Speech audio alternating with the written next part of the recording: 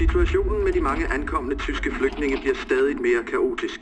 Værnemagten vil sprede de mere end 200.000 civile tyskere til hele landet.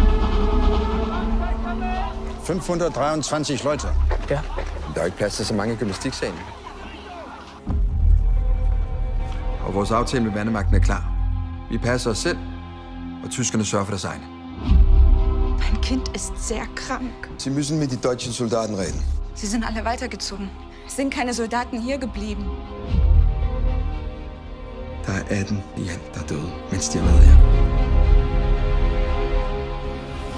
Hvad sker der med dem, der hjælper tyskerne? Jeg er bange for, hvad der sker med vores familie. Jeg er bange for, hvad de gør med dig.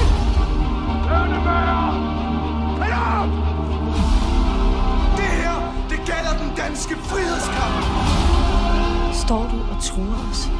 Vi er i krig! Du er ligesom din far, Søren. Jeg er ikke ligesom min far.